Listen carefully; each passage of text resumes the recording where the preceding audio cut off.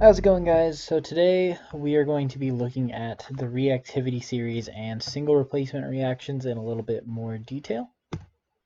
The goals for today are to review single replacement reactions. We kind of just did that in the last lesson, but we're going to go into a little bit more detail with those first here today.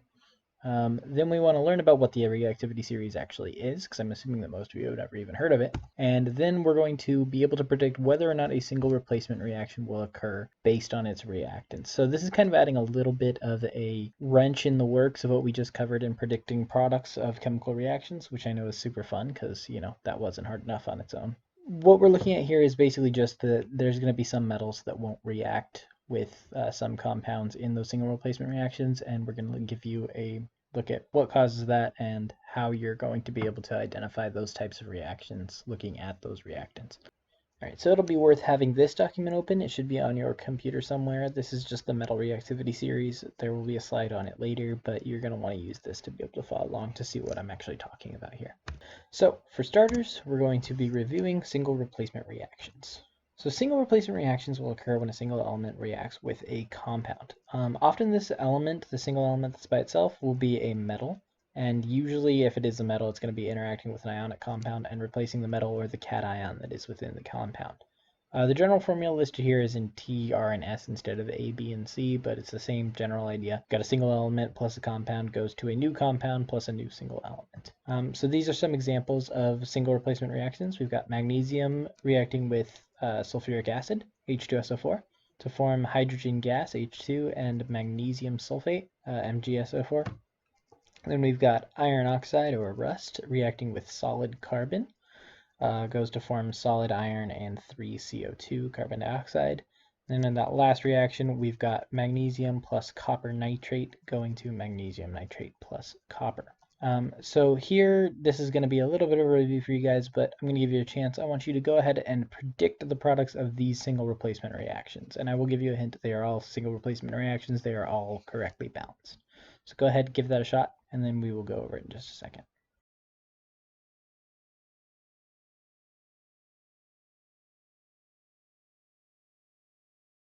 Okay, so for this first one, zinc plus 2 hydrochloric acids, you should have gotten hydrogen gas, dihydrogen H2, plus zinc chloride ZnCl2. For the second reaction, we did this one in our lab. This is the aluminum plus the copper chloride. This one was also given as the example reaction in the last slide, or in the last lesson, so hopefully you guys were able to get this one. It should go to copper plus aluminum chloride, AlCl2. Now this last one is where the wrench gets thrown in.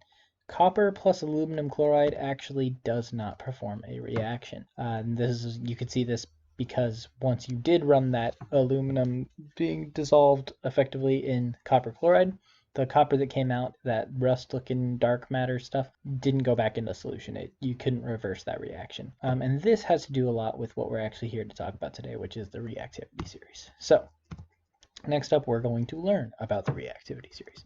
What is the reactivity series? So the reactivity series is basically an ordered list of metals based on their reactivity. You've got those most reactive up at the top, the least reactive down at the bottom. On yours, I believe that potassium is up at the top. The most reactive metals are listed at the top, the least reactive metals are listed at the bottom.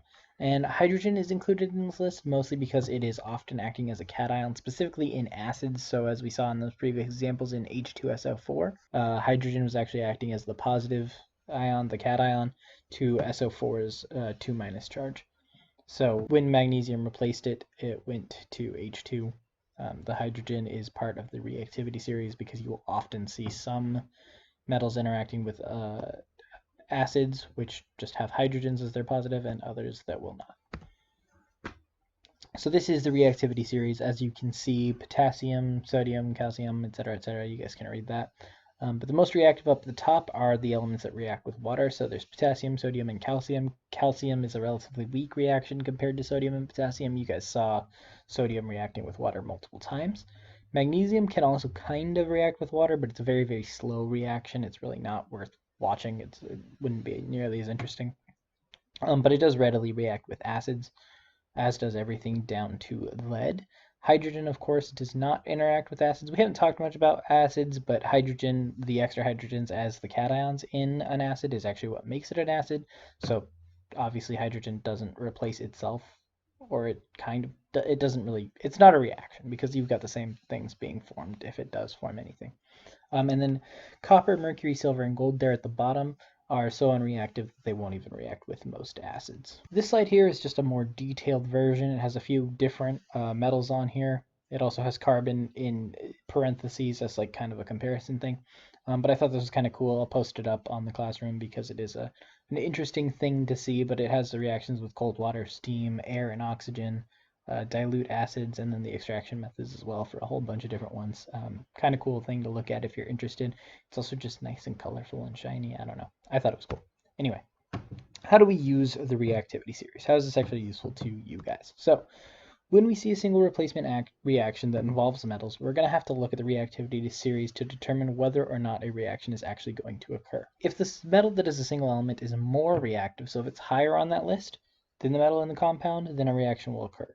If it's lower in the list, a reaction will not occur. So in that case, it would be less reactive. Things like gold, silver are very rarely going to actually react with other compounds, whereas things like sodium and potassium are going to almost always undergo a reaction because they're so reactive. They need to get rid of their electrons so badly that they really easily latch onto things that are already being held onto. So they will rapidly replace other elements within a compound if they can do so. So lastly, we're going to move into this last bit, predicting whether or not a single replacement reaction will occur based on the reactants. So here are some practice problems. I'm going to give you guys just a few seconds to try to do these on your own. Go ahead and pause the video if you want to take more time, but otherwise I am going to walk you through them, and you will have some extra practice on this with the worksheets that we'll be following.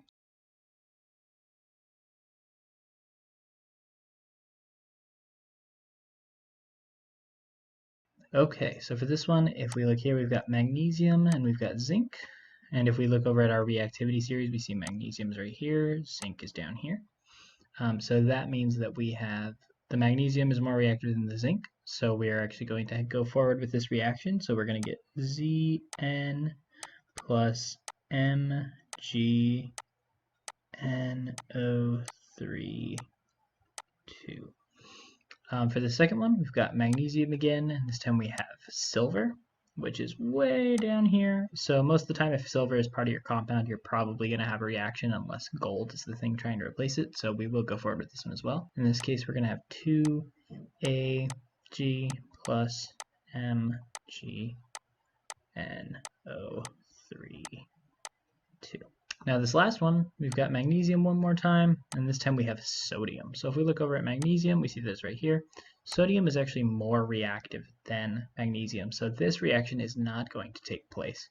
So instead of writing out any products here, all we have to do is write no reaction.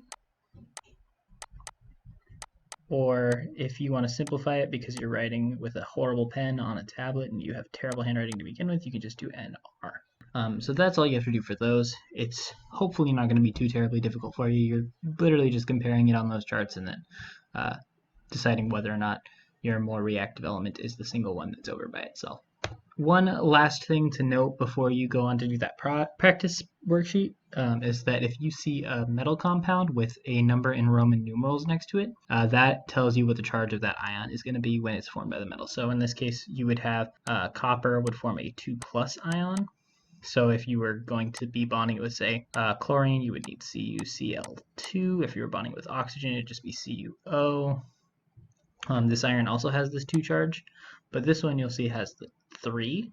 So in this case, iron would be able to go, would also make this 2+, so it would be able to go to FeCl2 or FeO as well. Here, I'll put this up here, so I'm bonding with Cl and I'm bonding with O. Whereas with this one, since we're going to form an Fe3+, we would go to FeCl3, or in order to get oxygen, we'd have to go Fe2O3. And that would give us a +6 charge here and a -6 charge here. Those would cancel out. So if you see this notation here, these weird Roman numeral things, when you're doing that practice worksheet, that's just telling you what the charge is going to be on the cation formed by that metal. That's it for today, guys. Hopefully that was fairly clear, and I will see you next time.